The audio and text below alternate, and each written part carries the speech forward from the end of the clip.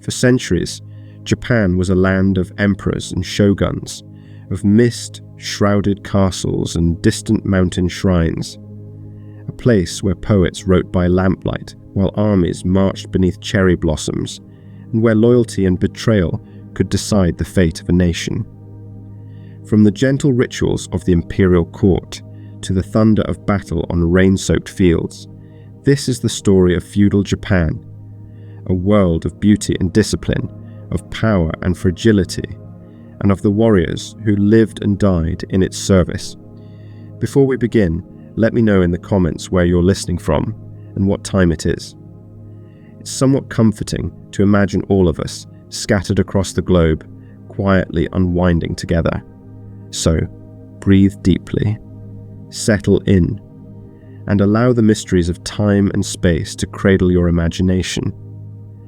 For in the quiet hours of the night, under the same stars watched by our ancestors, the secrets of long-lost civilizations await, patiently, quietly, like ancient stars still shining from light years away.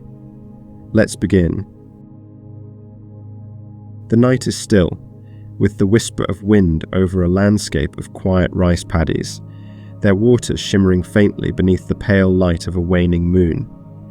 In the distance, the faint silhouette of low mountains curves against the sky, dark shapes guarding the sleeping valleys. Imagine yourself standing barefoot in the soft, cool earth at the edge of a small village. The air smells of damp soil and the faint smoke of hearth fires, slowly fading after the evening meal. Somewhere in the shadows, a dog barks once, then all is still again. This is Japan, more than 1,000 years before the first samurai took up sword and bow, a land of farmers and fishermen, of early gods and quiet, patient traditions, where the seeds of the warrior spirit are just beginning to take root. The earliest peoples of the Japanese islands lived in ways shaped by the rhythms of the land and the sea. Archaeological discoveries tell us of the Jōmon period, stretching back to around 14,000 BCE, when hunter-gatherers left behind intricate pottery decorated with cord-marked patterns. For thousands of years, they hunted deer and wild boar in the forests, fished the surrounding waters, and gathered nuts, seeds, and roots. Warfare, if it happened at all, was small-scale. Disputes between neighboring communities over resources. The weapons were simple: stone-tipped arrows, wooden spears, and the quiet, patient skill of the bow. Then, beginning around 300 BCE, a profound transformation arrived with the Yayoi period. This was the dawn of wet rice agriculture, a gift of knowledge likely brought from the Asian mainland by migrants from the Korean peninsula. With rice came a new way of life, settled farming communities, surpluses of food, and the beginnings of social hierarchy. Villages grew into chiefdoms, each ruled by a local leader who could command labor, collect tribute, and organize defense. Bronze and iron tools appeared, and with them, new weapons, sturdy spearheads, iron-tipped arrows, and eventually the curved blades that would one day evolve into the katana. The Yayoi period also brought the first signs of organized warfare. Burial sites from this time show skeletal remains bearing arrow wounds and blunt force trauma, silent records of conflict. Fortified settlements appeared on hilltops, their wooden palisades and watchtowers guarding stores of grain and other precious resources. The people of Japan were beginning to live in a world where power could be defended or taken by force. By the 3rd century CE, Japan entered the Kofun period, named after the great earthen burial mounds built for its rulers. These colossal structures, some shaped like keys when seen from above, were guarded by clay figurines known as haniwa, soldiers, horses, and armor frozen in watchful silence. The scale of these tombs tells us that power had consolidated further, and that elite warriors were already serving as the arms of early kings and queens. In this period, Japan began forming loose political alliances, some strong enough to send embassies to the mighty Chinese dynasties across the sea. From China and Korea, Japan absorbed not only advanced metallurgy and weapon making, but also political ideas, the notion of a central ruler, and the importance of loyalty to one's lord. Religion shaped this early warrior ethos as much as politics. Shinto, the indigenous spiritual tradition of Japan, taught that the land, its rivers, its mountains, and even the blades in a warrior's hand could be home to kami, divine spirits. Warfare was not seen as merely human conflict, but as something under the gaze of the gods. Victory and honor could be signs of divine favor, while defeat might signal that the spirits had turned away. These centuries before, the samurai were not yet the age of disciplined swordmasters or the refined code of Bushidō, but the foundations were being laid. Small warrior bands were forming under local chieftains, their loyalty earned through land, food, or the promise of protection. A warrior's skill with the bow, his ability to ride and fight from horseback, and his courage in battle began to define his worth as much as his ancestry. The Japanese islands were a patchwork of domains, and in the absence of a single unifying ruler, disputes were often settled through raids and skirmishes. The earliest chronicles, such as the Kojiki and the Nihon Shoki, recorded legendary battles and heroes whose deeds blend myth with memory. Figures like Yamato Takeru, a prince said to have fought fearsome enemies across the islands, were celebrated not just for their victories, but for embodying loyalty, cunning, and bravery, qualities that would later define the samurai spirit. By the late Kofun and early Asuga periods, Japan's rulers were increasingly centralizing power, adopting administrative systems inspired by China's Tang dynasty. The Taika reforms of the mid-7th century aimed to create a true imperial state, where land and people belonged to the emperor. But enforcing this law across distant provinces required men who could fight, and fight well. Thus, local governors began to rely on trained warriors to collect taxes, protect farmland, and defend against rebellions or invasions.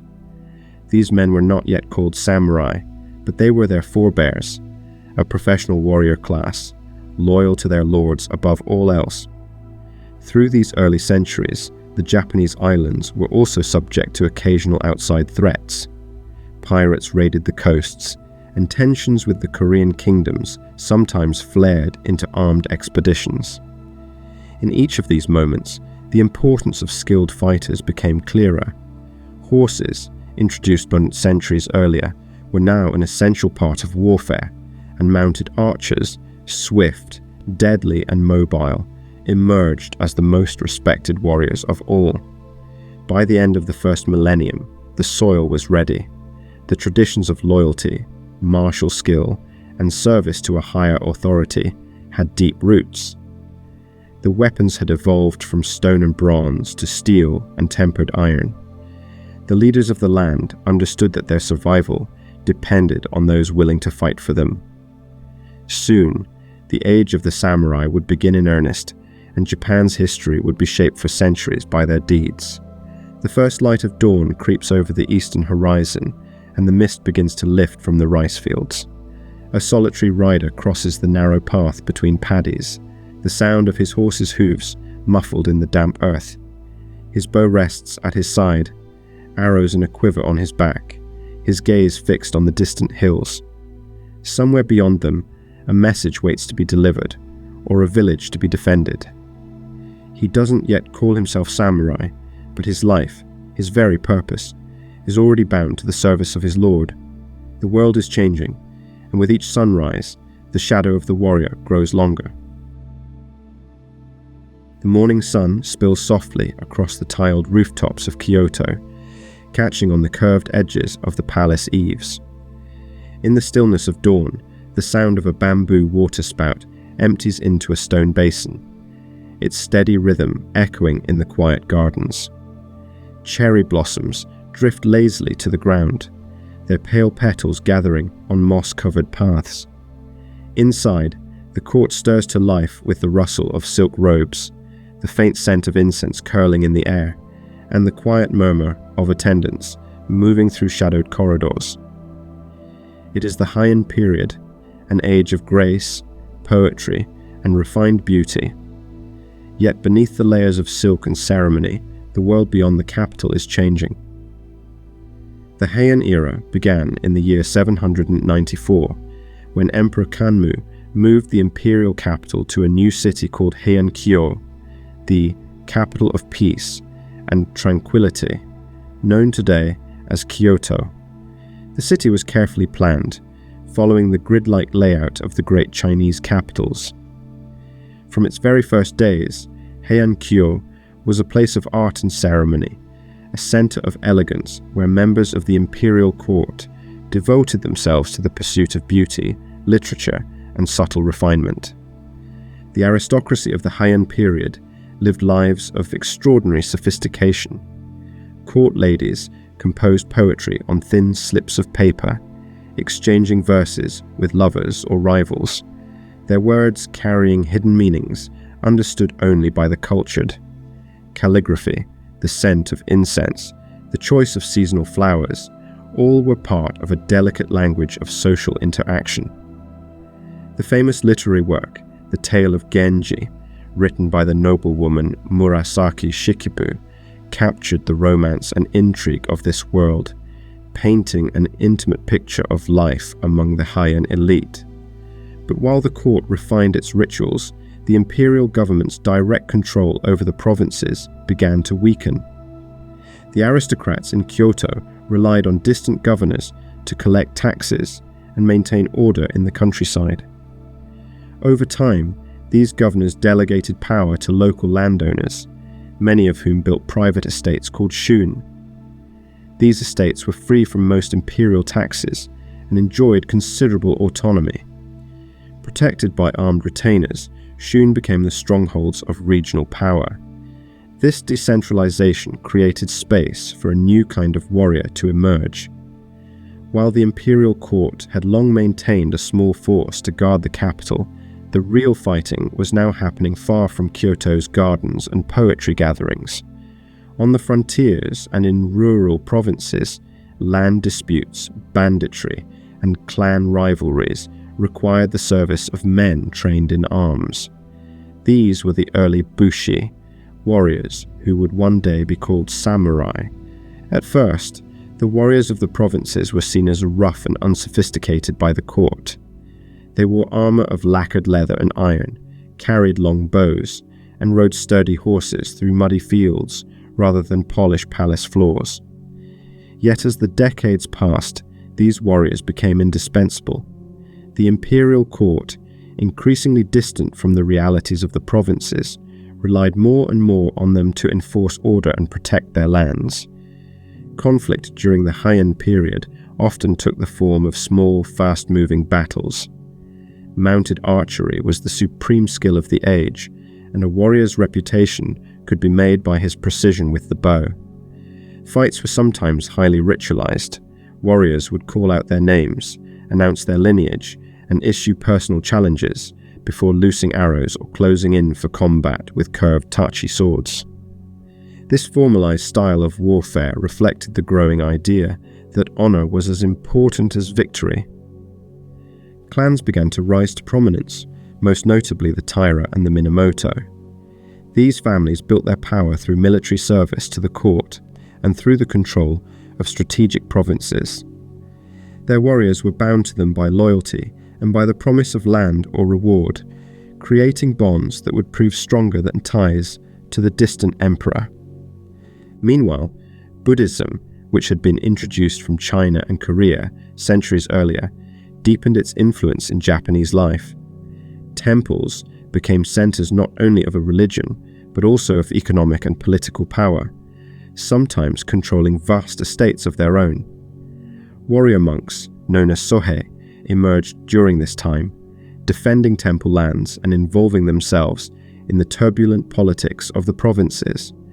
The lines between religious and military life blurred in ways unique to Japan. By the late Heian period, the capital itself was no longer untouched by the shifting balance of power.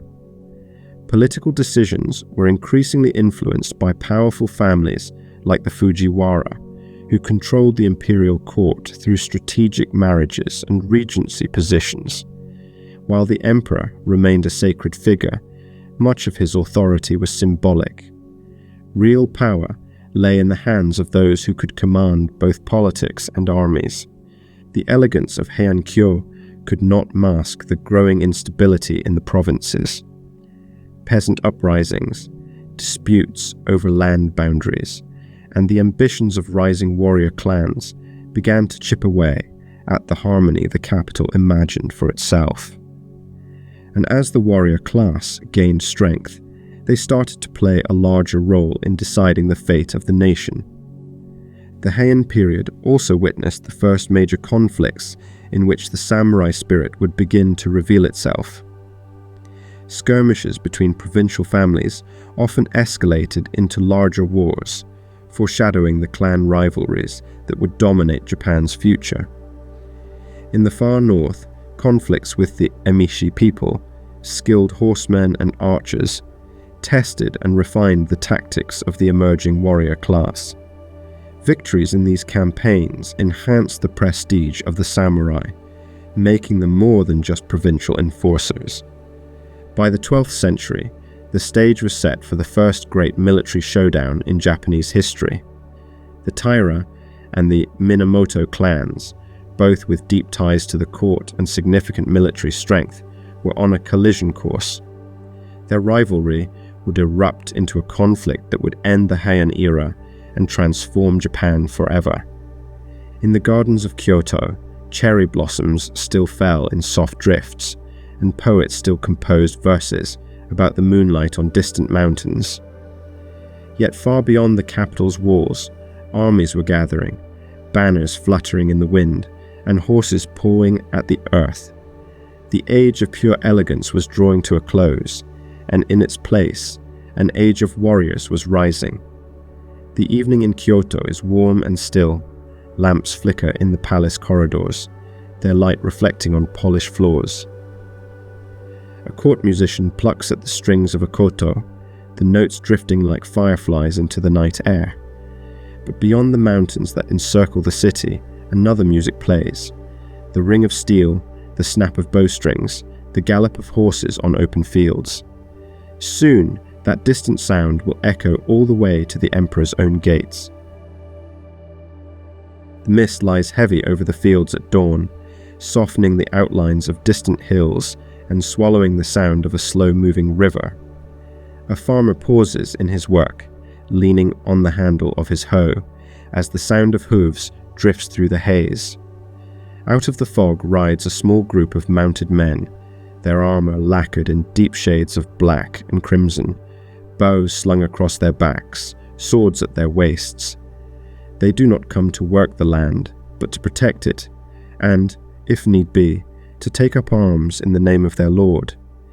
These are the Buke, the warrior families whose rise would define Japan's next age. The closing years of the Heian period had revealed a hard truth. The imperial court in Kyoto could no longer govern Japan alone. Its influence lingered in the world of ceremony, poetry, and aristocratic life.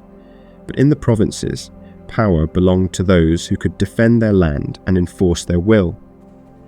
This was the environment in which the Buke, the military houses, emerged as a dominant force. The Buke were not a single unified group, but rather a network of warrior clans, bound together by loyalty, lineage, and the ability to wield force effectively.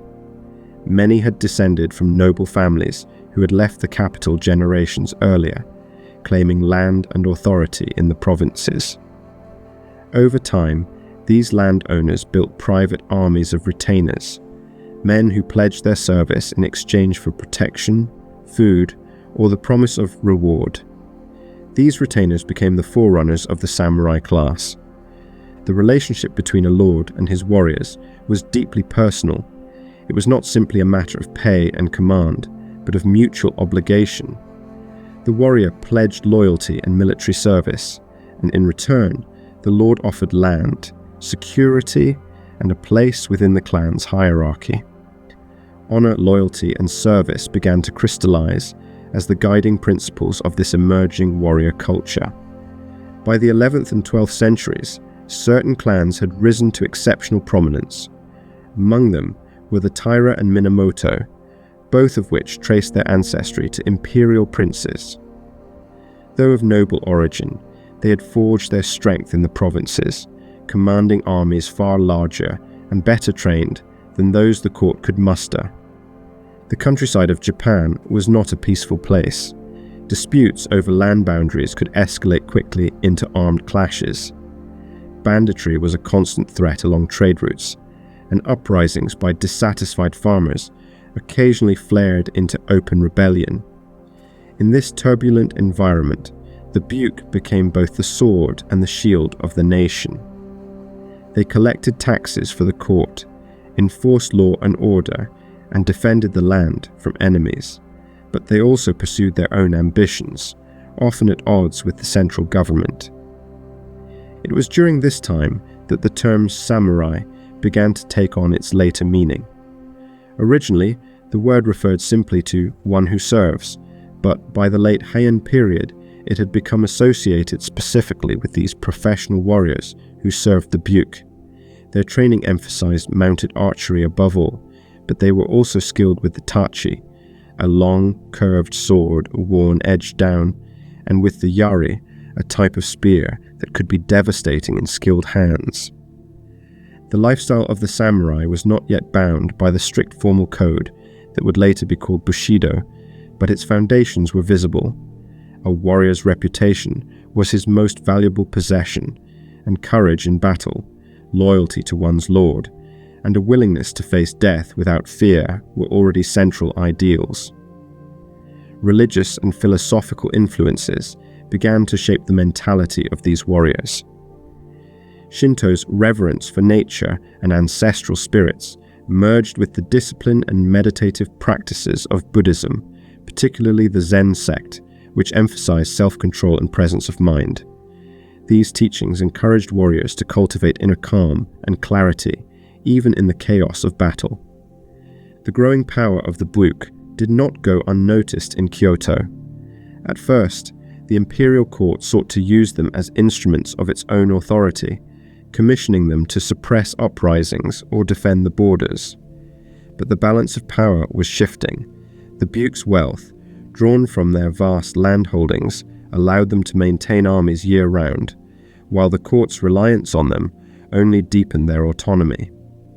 By the mid-12th century, the rivalry between the Taira and Minamoto clans was becoming the defining struggle of the age. Both had gained influence through military service to the court, and both now sought to expand their control. Political maneuvers in the capital intertwined with armed skirmishes in the provinces, each side testing the other's strength. One of the earliest major clashes between these clans came in the Hogan Rebellion of 1156, a conflict sparked by a disputed imperial succession. The Taira, under the leadership of Taira no Kiyomori, emerged from this struggle with increased prestige, having positioned themselves as the dominant force in the capital. But the Minamoto were far from finished, and the rivalry between the two families only deepened. The next major conflict, the Heiji Rebellion of 1159, further cemented the Taira's dominance. Minamoto leaders were executed or exiled, and for a time, Kiyomori's clan held unmatched power in Kyoto. Yet in gaining so much, they had also sown the seeds of their own downfall. Ambitious enemies, both in the provinces and within the court itself, began to gather against them. Beyond the politics of these great families, the daily life of the samurai was taking shape. When not at war, they managed estates, trained in the martial arts, and maintained their weapons and armor. Armor was a blend of function and beauty. Lacquered plates laced together with silk cords, offering protection while allowing for agility on horseback. Helmets, often adorned with crests, displayed the identity and pride of the wearer. The sight of a samurai riding into battle in this period would have been striking. A towering figure in layered armor, bow in hand, horses' manes streaming in the wind, banners fluttering from his back to announce his clan's name.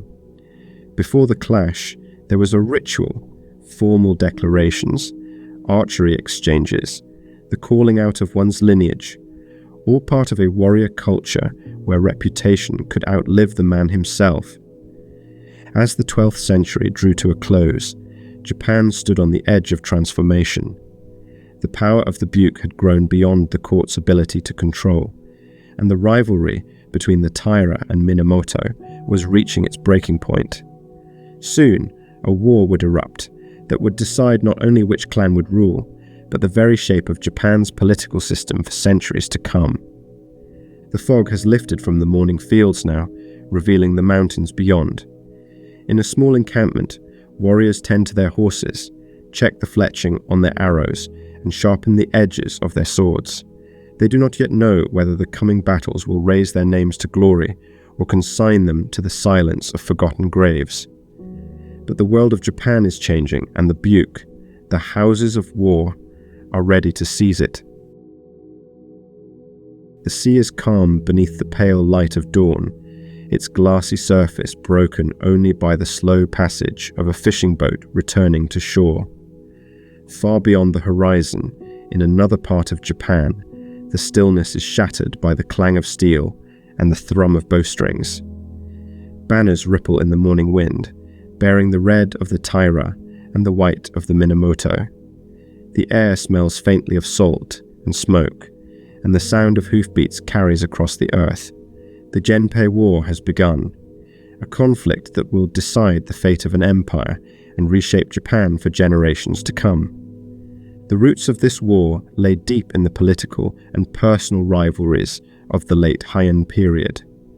For decades, the Taira and Minamoto clans had vied for influence at court, their power built on military service and provincial control.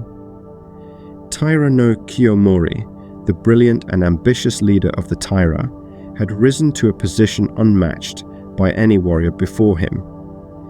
In 1167, he became Daijo Daijin, or Chancellor of the Realm, the highest office in the imperial government, a title traditionally reserved for members of the court aristocracy. Yet Kiyomori's power came at a cost. His dominance in Kyoto bred resentment among rival clans and noble families. The Minamoto, still nursing the wounds of earlier defeats, watched and waited for their chance to strike.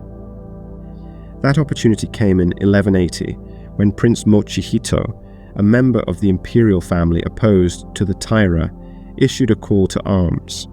He urged the Minamoto to rise against Kiyomori's clan, sparking the first flames of open rebellion. The Genpei War, named for the Chinese characters of Gen, Minamoto, and Pei, Taira, would last for 5 years, from 1180 to 1185. It was a war fought across Japan's provinces, from mountain passes to coastal plains, from river valleys to the open sea. Unlike the stylized duels of earlier times, this was a struggle for survival, marked by fierce battles, shifting alliances, and acts of both great heroism and ruthless brutality. The opening years of the war saw victories and setbacks for both sides. Minamoto forces initially suffered heavy defeats, forcing them to retreat into remote provinces where they could regroup. The Taira, confident in their strength, controlled Kyoto and much of western Japan. Yet cracks began to appear in their dominance. The Minamoto leaders, particularly Minamoto no Yoritomo and his half-brother Yoshitsune, proved to be masterful commanders, able to turn small forces into decisive advantages through speed, strategy, and daring. One of the most celebrated moments of the war came in 1184 at the Battle of Ichi no Tani. The Taira stronghold sat on a narrow strip of land between the mountains and the sea, protected by steep cliffs to the north. Conventional wisdom said it could not be attacked from that side, but Yoshitsune, ever audacious, led his men over the mountains and down the sheer slopes in a surprise assault. The Taira, caught between the Minamoto forces and the sea, suffered a devastating defeat. The war also played out on water, where the Taira, skilled sailors with a strong naval tradition, sought to use their fleets to their advantage. Yet even here, the tide began to turn. The final and most famous battle of the war took place in 1185 at Dan no Ura, a narrow strait between Honshu and Kyushu. The two fleets faced each other across the water, their banners fluttering above the waves. Archers loosed arrows from the decks, while ships maneuvered in the shifting currents. The Minamoto, aided by knowledge of the tides, gained the upper hand. In the chaos, many Taira warriors chose to leap into the sea rather than be captured, their armor pulling them beneath the waves. Among the dead was the young Emperor Antoku, only 6 years old, who was carried into the water by his grandmother to prevent his capture. The defeat at Dan no Ura was the end of the Taira as a political force. The Minamoto emerged victorious, their dominance secured not by court intrigue, but by sheer military strength. For the first time in Japanese history, the most powerful man in the land was not the emperor, but a warrior. That man was Minamoto no Yoritomo. Yoritomo established a new political order known as the Kamakura Shogunate, named after his stronghold in eastern Japan. As shogun, or military commander, Yoritomo held supreme authority over the warriors of the realm. The emperor remained a sacred figure, but his role was largely symbolic. Real power now rested with the samurai class and their leader. This shift marked the true beginning of Japan's feudal era. The Genpei War was more than just a military conflict. It was a turning point in Japanese culture and identity. The tales of its battles and heroes were immortalized in works like the Tale of the Heike, an epic account recited by blind monks, accompanied by the mournful notes of the biwa lute.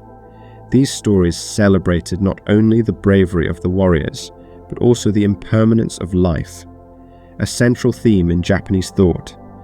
The image of cherry blossoms falling at the height of their beauty became a metaphor for the samurai's acceptance of death in service to their lord. In the aftermath of the war, Japan entered a new chapter. The court in Kyoto still glittered with ceremony and poetry, but its power was a shadow of what it had once been. The samurai were no longer provincial enforcers on the margins of political life. They were now the ruling elite. Land, law, and military might flowed through the shogunate, and with them came both stability and the seeds of future conflict. As the sun sets over the calm waters of Dan no Ura, the cries of battle have faded into memory. The tide moves gently now, carrying with it the spirits of those who fell. In distant villages, peasants return to their fields, unaware of the profound change that has taken place. The age of the samurai has truly begun, and the echoes of the Genpei War will be heard for centuries to come. The sea air is cool and damp as it drifts inland from Sagami Bay, carrying with it the faint tang of salt.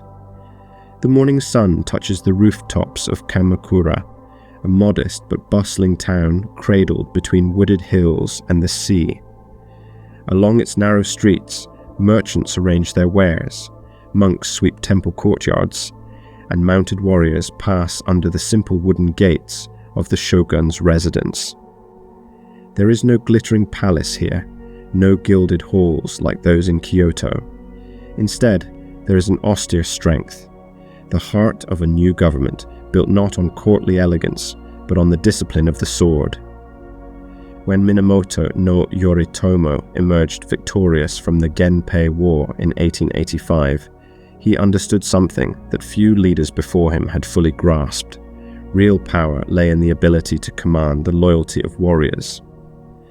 The emperor still reigned in Kyoto, cloaked in ritual and divine ancestry, but Yoritomo now ruled as Sei Taishogun, the shogun, supreme commander of Japan's military forces. In 1292, his authority was formally recognized, marking the beginning of the Kamakura Shogunate. The shogunate structure was unlike anything Japan had seen before. While the imperial court retained ceremonial functions, the actual governance of the country was managed through a network of military governors, shugo, and estate stewards, jito, appointed by the shogun. These officials oversaw law, collected taxes, and maintained order in the provinces, ensuring that the will of Kamakura reached even the most distant regions. This new order brought a measure of stability to Japan after years of civil war. Land disputes were settled in the shogunate's legal courts, and warriors found steady employment under its rule. Yet, stability did not mean peace without challenges. The loyalty of the samurai was a powerful force, but it had to be constantly reinforced through rewards, honor, and recognition.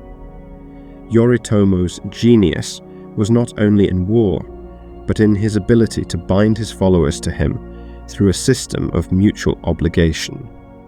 Religion continued to shape the samurai spirit during this era.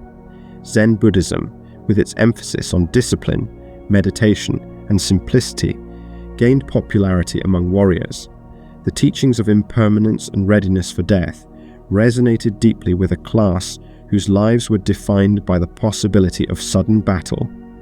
Temples flourished under samurai patronage, and the quiet beauty of Zen gardens and architecture began to spread across the land.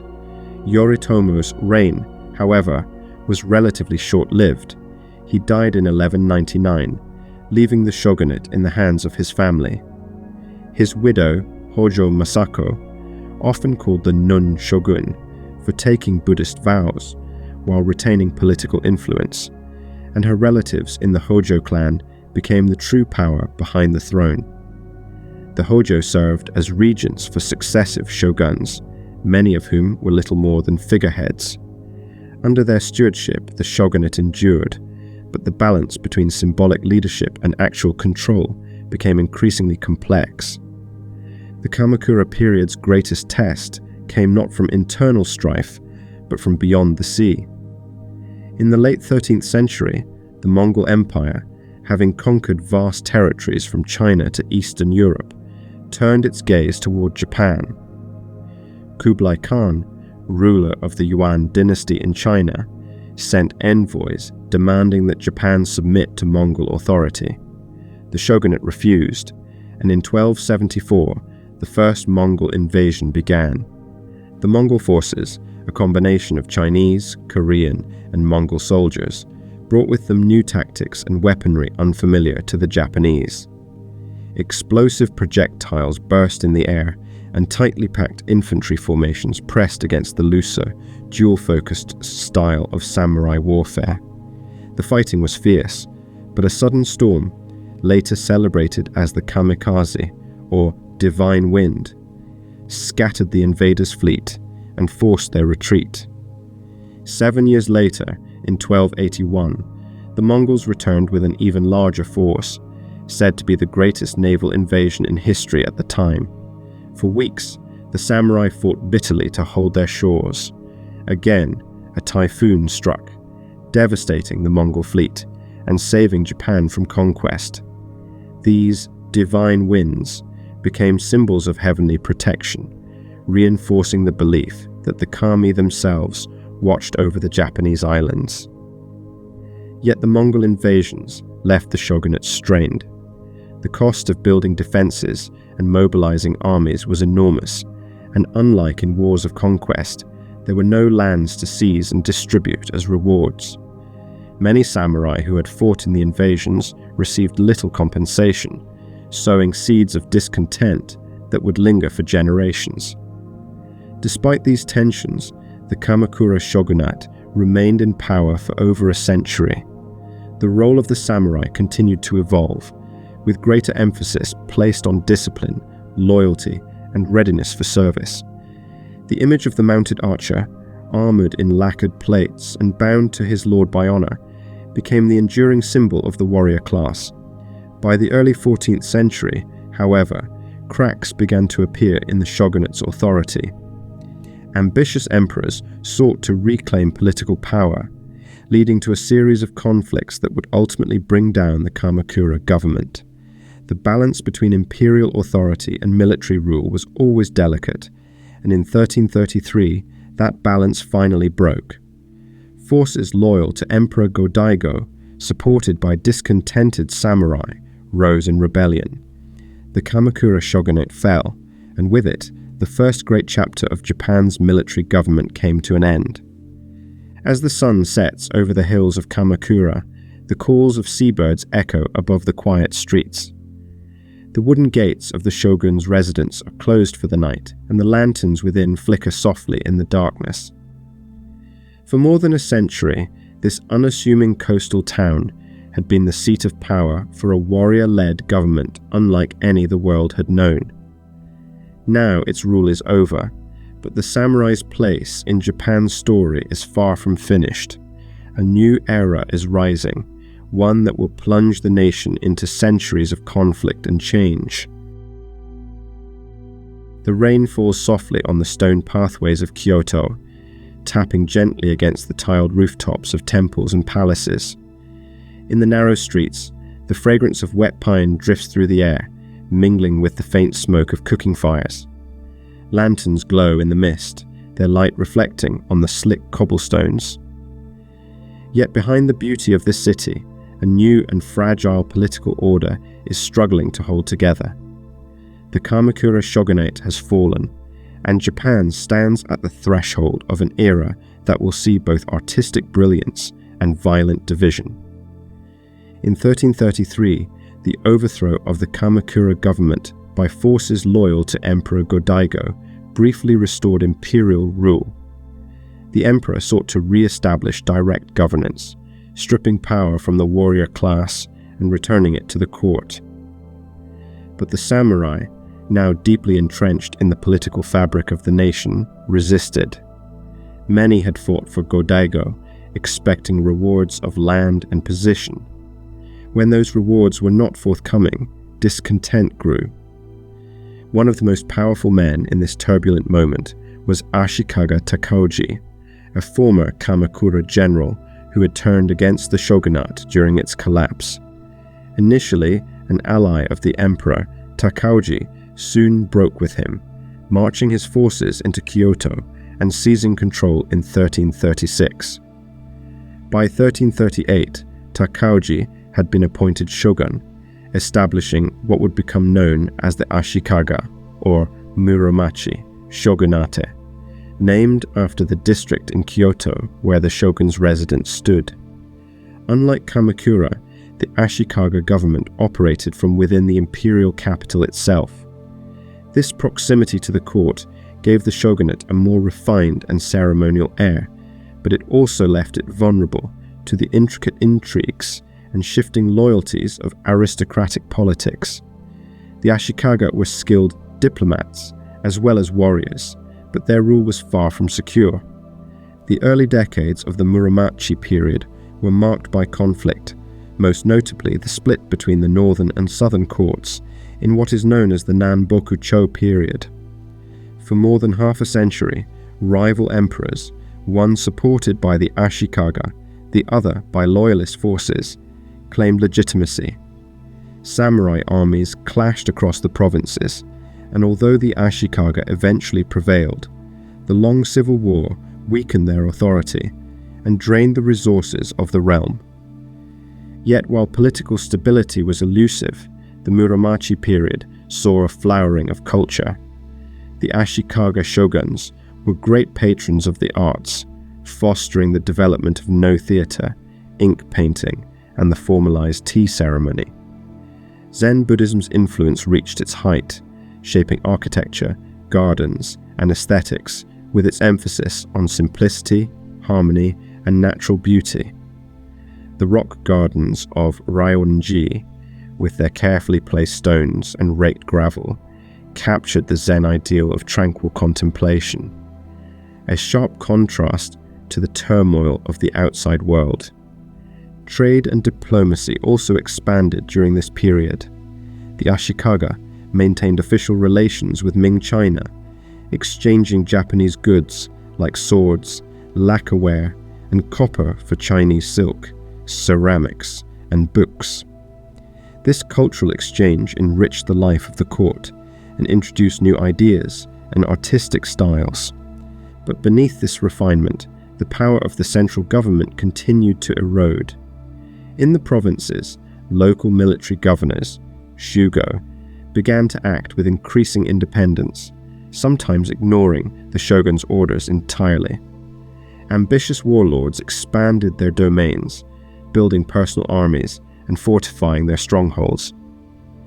The bonds of loyalty that had once tied the samurai to the shogun grew weaker, replaced by more immediate allegiances to local leaders who could offer tangible rewards. The breaking point came in the late 15th century with the Onin War, a conflict that began as a dispute over the shogunal succession, but quickly spiraled into a nationwide struggle. From 1467 to 1477, Kyoto became a battlefield, its streets echoing with the clash of swords and the crackle of burning buildings. The city's splendor was reduced to ash, and the authority of the Ashikaga shogunate was permanently crippled. The Onin War marked the beginning of the Sengoku, or Warring States period, an age of near-constant military conflict that would last for more than a century. Japan fractured into a patchwork of territories ruled by daimyo, powerful feudal lords who commanded their own armies and often waged war against one another. The dream of a unified realm under a single shogun seemed distant, if not impossible. In this new reality, the samurai's role shifted once again. No longer serving a distant central authority, they pledged themselves to regional lords, fighting in campaigns to seize castles, expand borders, and defend against rival clans. The scale of warfare grew, with larger armies, improved fortifications, and the increasing use of the yari spear alongside the bow and sword.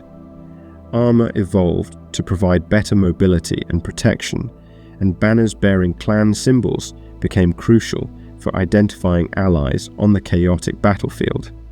And yet, even in the midst of violence, the ideals of loyalty, courage, and honor persisted. The warrior's reputation remained central to his identity, and the tales of this time, though blood-soaked, continued to celebrate the virtues that had defined the samurai for centuries. By the close of the 15th century, the Ashikaga shoguns retained little more than symbolic authority. Real power lay in the hands of the most successful daimyo, men whose ambition and skill in war would eventually determine the fate of Japan. Among them were names that would become legendary: Oda Nobunaga, Toyotomi Hideyoshi, and Tokugawa Ieyasu, leaders who would, in time, bring an end to the chaos and forge a new unity. For now, though, the land remained divided, and the fires of war burned across its mountains and plains. In the moonlit ruins of Kyoto, grass grew between the stones of once grand avenues, and the call of night insects rose in the stillness. The Ashikaga shogunate, born from the ambition of a warrior in the capital, had given Japan a century of culture and beauty, but it had also opened the door to an age where might alone would decide the destiny of the realm. The morning mist clings to the mountain slopes, drifting lazily down into the valleys where rice paddies glisten with silver water. Far away, the steady beat of a war drum echoes faintly, rolling across the hills like distant thunder. Banners ripple above the treetops, bold crests of red, black, and gold, each marking the presence of a different lord's army. In this age, the land is a patchwork of territories, each ruled by a daimyo whose ambitions burn as brightly as the rising sun. This is the Sengoku Jidai, the age of the warring states, a century and a half when Japan's destiny was forged in the fire of endless war. The Sengoku period began in the mid-15th century. in the wake of the Onin War's devastation. The authority of the Ashikaga Shogunate had collapsed, leaving no central power strong enough to hold the country together. In its place rose dozens of powerful daimyo, each commanding his own army of samurai, ashigaru, foot soldiers, and retainers. Alliances shifted constantly, castles fell and were rebuilt, and battles were fought not only for land, but for the survival of entire clans. Life in this era was shaped by uncertainty. Villages could pass from one lord's control to another within a season. Peasants were often drawn into the conflicts, either as labourers fortifying castles or as conscripted soldiers. The ashigaru, lightly armed infantry, became an increasingly important part of armies, their sheer numbers balancing the elite skill of mounted samurai. Warfare itself evolved, with the widespread use of the yari spear for close combat, and the oyumi and longbow for ranged attacks. By the mid-16th century, a new and transformative weapon arrived from across the sea, the Tanegashima, a matchlock firearm introduced by Portuguese traders in 1543. Though initially viewed with curiosity, the gun quickly proved its worth in battle.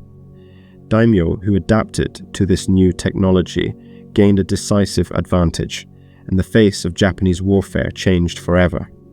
Armor was redesigned to deflect bullets, formations evolved to incorporate coordinated volleys, and the once dominant mounted archer found himself sharing the field with ranks of gunners. Among the many warlords of the Sengoku era, three names stand above the rest, the three great unifiers of Japan.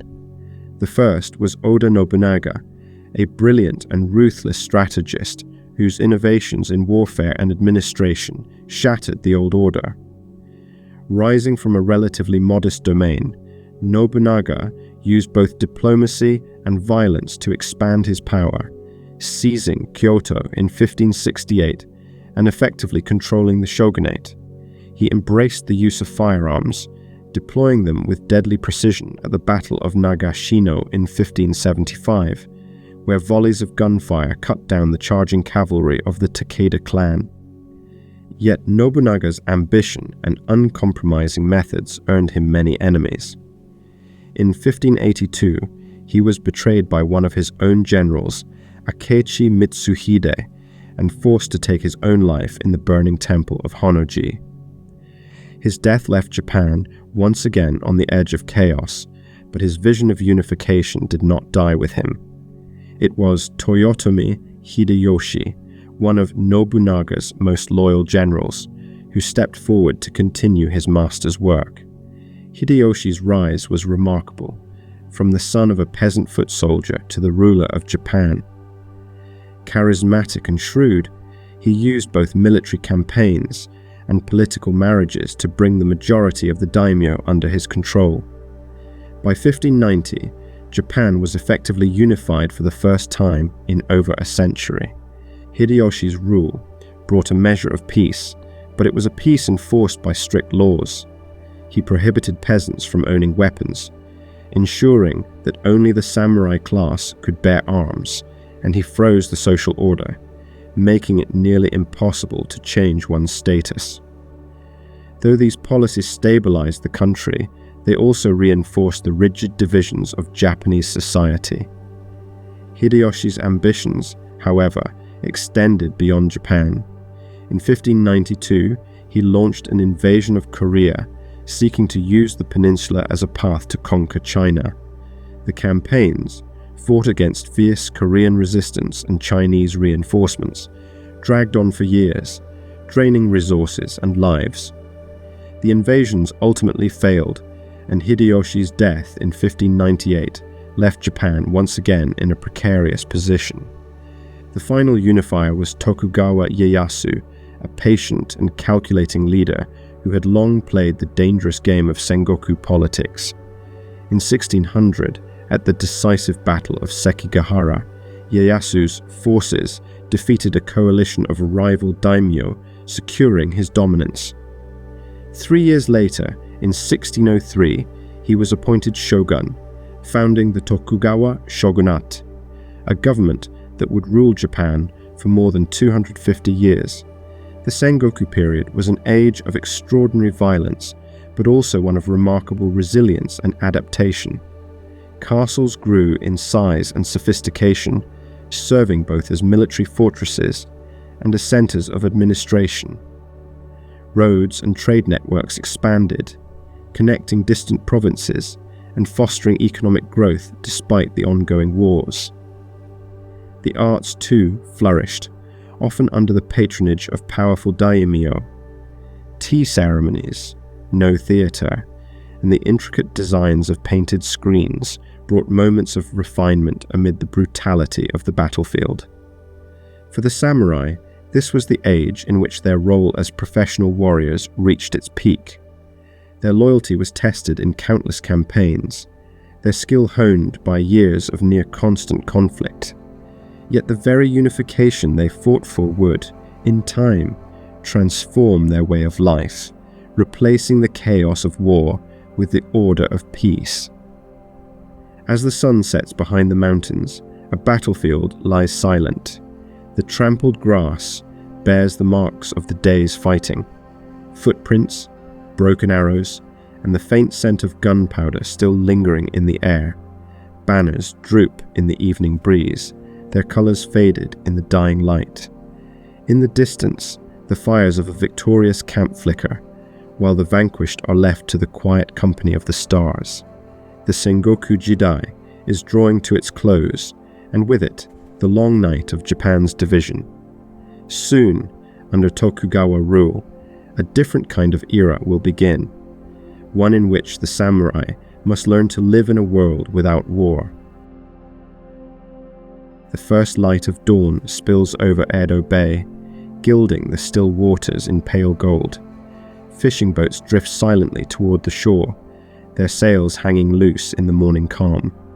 In the city beyond, tiled rooftops stretch in every direction, rising above a maze of narrow streets and wooden bridges.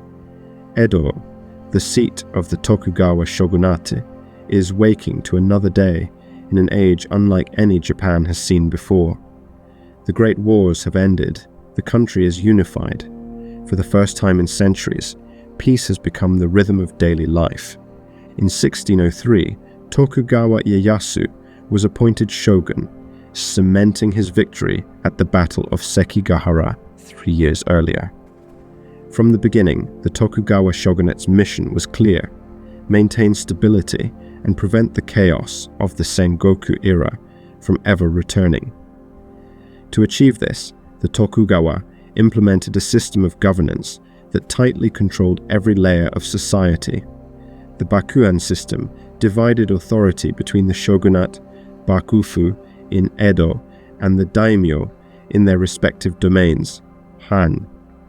While daimyo retained autonomy in local matters, they were bound to strict rules that prevented them from challenging the shogun's power. One of the most effective of these was the policy of sankin kotai, or alternate attendance. Every daimyo was required to spend alternating years in Edo, leaving their families there as hostages when they returned to their domains. This constant movement drained resources, fostered loyalty, and ensured the shogunate could monitor the lords closely. For the samurai, the new era brought profound change. The constant warfare that had defined their lives for generations was gone. No longer needed as full-time soldiers, many samurai became administrators, scholars, or teachers. They managed the affairs of their lord's domain, oversaw tax collection, and maintained public order. Their martial skills were preserved through training and ceremonial displays, but the battlefield had been replaced by the office and the court. The strict social hierarchy of the Edo period placed the samurai at the top, followed by farmers, artisans, and merchants.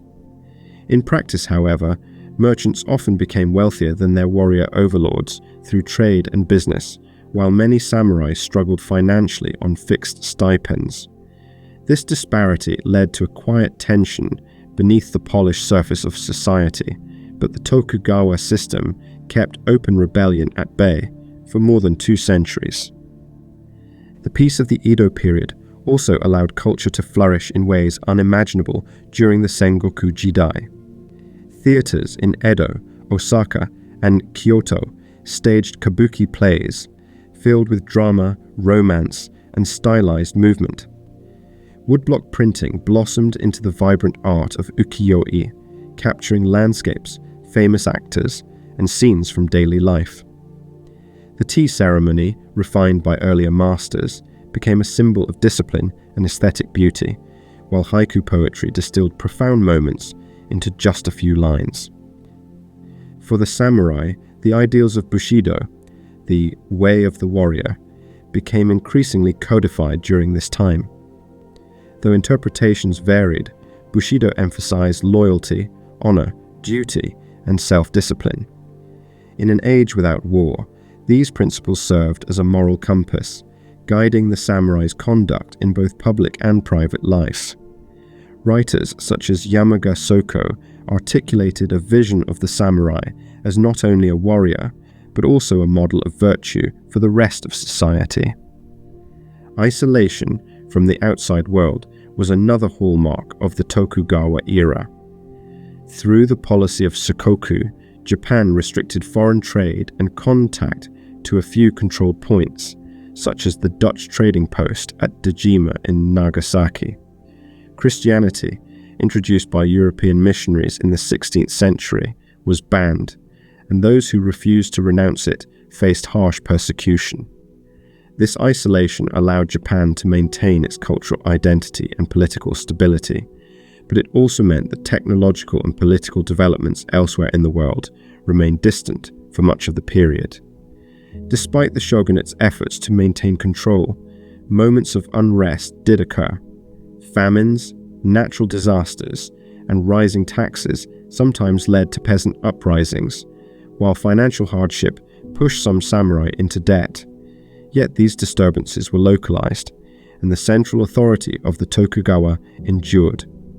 By the 18th and early 19th centuries, however, cracks in the system were beginning to show. Population growth strained agricultural production, and the rigid social order made it difficult for the economy to adapt. Merchants continued to accumulate wealth and influence, while the samurai class faced increasing poverty. The arrival of foreign powers in the mid-19th century, demanding that Japan open its ports to trade, would eventually bring the Tokugawa era to an end. Still, for more than 250 years, the Tokugawa shogunate achieved what no previous government in Japan had managed: a long, unbroken peace. This stability transformed the nation, allowing art, culture, and architecture to flourish, and leaving behind a legacy that is still visible in Japan's cities and traditions today. In the evening, as the lanterns of Edo flicker to life, the city hums with quiet activity. Samurai walk in pairs along the wooden bridges, their swords at their sides, speaking softly of their duties and the affairs of their lords. Merchants close their shop shutters, and the scent of grilled fish drifts through the streets. Somewhere, in the stillness of a garden, a samurai kneels before a low table, pouring tea with deliberate grace. The battles of the past are a distant memory now, but in his posture, in the calm precision of his movements, the spirit of the warrior still endures. A chill wind sweeps in from the bay at Yokohama, carrying with it the mingled scents of salt, coal smoke, and something unfamiliar, the faint aroma of foreign spices. On the horizon, black ships loom against the pale morning sky, their towering masts and billowing steam, unlike anything seen before in Japan. It is 1853, and Commodore Matthew Perry of the United States Navy has arrived, his fleet a floating reminder that the outside world can no longer be kept at bay. For over 2 centuries, the Tokugawa shogunate has preserved peace and isolation. Now, the world has come knocking, and change is inevitable. The arrival of Perry's black ships marked the beginning of the end for Japan's feudal order. Faced with superior naval power and modern weaponry, the shogunate had little choice but to sign treaties opening certain ports to foreign trade. These agreements, known as the unequal treaties, heavily favored the Western powers, eroding Japan's sovereignty and fueling discontent among its people. For the samurai class, the intrusion of foreign powers was both a challenge to national pride and a personal threat. The rigid Tokugawa system, which had guaranteed their privileged position for generations, was beginning to unravel. Many samurai saw the shogunate's concessions as dishonorable, a betrayal of the nation's dignity. Across the country, voices rose calling for Sono joy, revere the emperor, expel the barbarians. Internal pressures compounded the crisis. The Tokugawa economy was faltering, with many domains burdened by debt and unable to pay their samurai stipends. Urban merchants wielded more influence than ever before, and social mobility, though officially forbidden, was becoming an undeniable reality. The balance that had sustained the Edo peace was tilting. Amid the unrest, two powerful domains emerged as champions of imperial restoration, Satsuma and Choshu. Their leaders advocated the overthrow of the shogunate and the return of political power to the emperor, seeing this as the only way to unite Japan and resist foreign domination. In 1867, under mounting pressure, the 15th shogun, Tokugawa Yoshinobu, resigned his position and returned authority to the emperor, an act intended to preserve some influence for the Tokugawa family. But the transition was far from smooth. In 1868, conflict erupted between forces loyal to the shogunate and the imperial army in what became known as the Boshin War. Though the Tokugawa troops fought with courage, the imperial forces were better organized, better armed with modern rifles and artillery, and increasingly supported by former Tokugawa allies. The decisive Battle of Toba Fushimi sealed the shogunate's fate. By the spring of 1869, the last Tokugawa stronghold in Hokkaido had fallen, and the era of shogunate rule was over.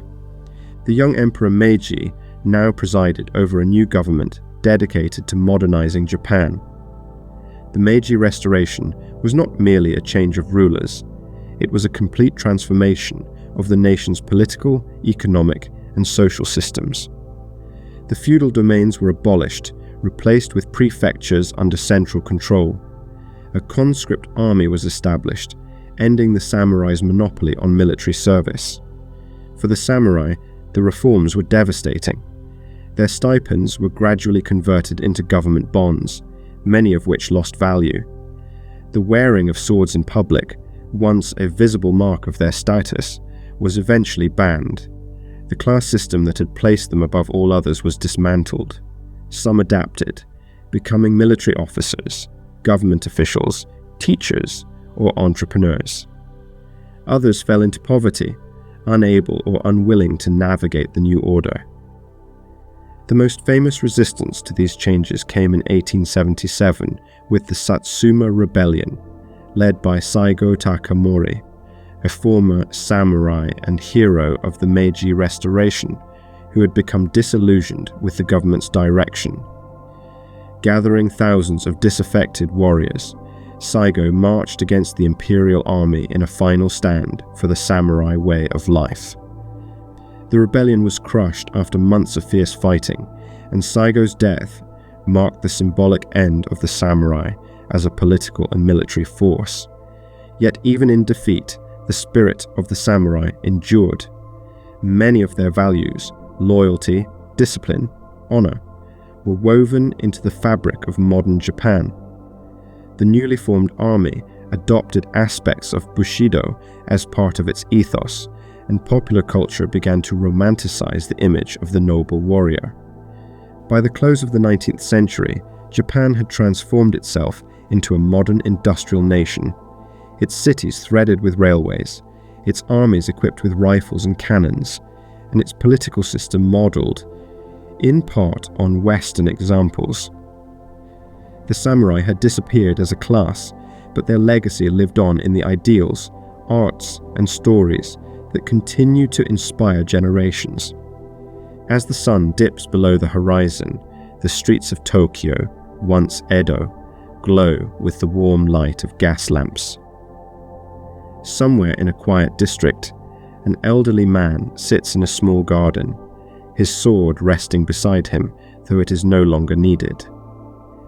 He watches the wind stir the leaves and remembers a time when the fate of lords and nations was decided on the battlefield. The world has changed beyond recognition, but in his heart, the way of the warrior remains. The evening air is cool and still, carrying the faint scent of pine and the distant sound of temple bells.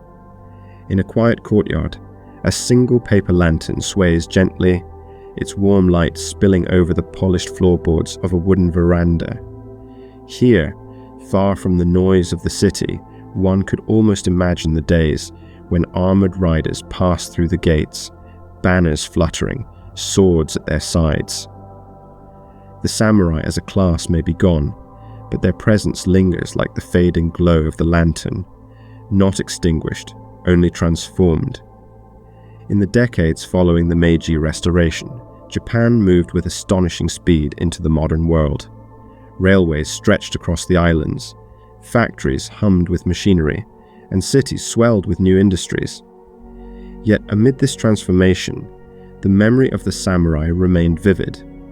Their stories, recorded in chronicles, poems, and plays, continued to be told, reshaped to fit the ideals of a modernizing nation. Bushidō, the way of the warrior, evolved from a code of conduct for a medieval fighting class into a broader philosophy, adapted to new contexts. In the late 19th and early 20th centuries, writers such as Nitobe Inazo presented Bushidō as a moral framework emphasizing loyalty, honor, self-discipline, and service. Values that could guide not only soldiers, but all citizens. His book, Bushidō, The Soul of Japan, published in 1900, helped introduce these ideals to the wider world, shaping how foreigners understood Japan's cultural heritage. In the military sphere, aspects of Bushidō were adopted into the ethos of Japan's modern armed forces. The image of the disciplined, fearless warrior was used to inspire both soldiers and civilians during times of conflict, particularly in the early 20th century. While this connection to nationalism and militarism would later draw criticism, it also ensured that the samurai spirit remained deeply embedded in Japan's collective identity. In peacetime, the legacy of the samurai found gentler expressions. Martial arts such as kendo, judo, and iaido preserved not only the techniques of swordsmanship and combat, but also the discipline, focus, and respect that had been integral to the warrior's life. Dojos across the country became places where these traditions could be passed down, their teachings as much about character as physical skill. The arts and literature of Japan also kept the memory of the samurai alive. Kabuki plays retold famous battles and tragic romances from the Genpei War, the Sengoku period, and the final days of the Tokugawa era. Woodblock prints captured moments of valor or quiet contemplation, their colors and lines carrying forward an idealized vision of the past. Even in the rapidly changing streets of modern Tokyo, echoes of the warrior's world could be found in seasonal festivals, shrine rituals, and the quiet courtyards of old temples. Beyond Japan, the figure of the samurai captured the imagination of the world. Western artists, filmmakers, and writers drew inspiration from their armor, their codes, and their dramatic history. In the mid-20th century, the films of Kurosawa Akira, with their sweeping battle scenes, moral dilemmas, and richly drawn characters, introduced global audiences to the samurai's complexity. The Seven Samurai, Yojimbo, and other classics influenced not only cinema, but also storytelling across cultures, inspiring everything from spaghetti westerns to modern science fiction. Today, the image of the samurai appears in countless forms, in historical dramas, anime, video games, and literature. Sometimes romanticized, sometimes reimagined, the samurai remain a symbol of discipline, courage, and the willingness to live and die by one's principles. In Japan, their memory is also preserved in museums, castle restorations, and historical reenactments, where visitors can walk the same stone paths once trodden by warriors centuries ago. Yet perhaps the most enduring aspect of the samurai legacy is not the sword, the armor, or even the battles, but the values that underpin their way of life. Loyalty to a cause greater than oneself, dedication to mastery in one's chosen path, and an acceptance of life's impermanence. These are ideas that resonate far beyond the age of feudal Japan. They speak to something universal, something human. In the stillness of night, it is possible to imagine the samurai not as a figure of the past, but as a presence walking quietly alongside us. The tools have changed, the battlefield has shifted, but the spirit, the commitment to honor, to discipline, to purpose, remains as relevant now as it was when warriors stood watch on castle walls. As the lantern in the courtyard flickers low, the moon rises over the rooftops, casting silver light across the silent streets. Somewhere, in a home tucked between narrow lanes, a child listens to a bedtime story of Minamoto and Taira, of Nobunaga and Hideyoshi, of swords drawn beneath cherry blossoms. The names may fade with time, the armor may rest behind glass, but the spirit lives on, in memory, in art, and in the quiet moments when we strive to live with honor in our own lives. And so, the story of the samurai and feudal Japan drifts gently into the present. From the misty rice fields of the Yayoi to the bustling avenues of modern Tokyo, the thread of history is unbroken. It weaves together centuries of war and peace, of beauty and loss, of lives lived with purpose beneath the watchful eyes of the mountains and the sea. If you are still awake, let your thoughts drift like mist across the quiet fields of the past, and let rest find you softly and slowly. If your curiosity is still gently awake, you might wish to wander into another of our journeys through history, letting the centuries pass like pages in a book. Wherever you are in the world, thank you for listening, for sharing this quiet hour, and for letting the past walk beside you. Until next time, sleep well.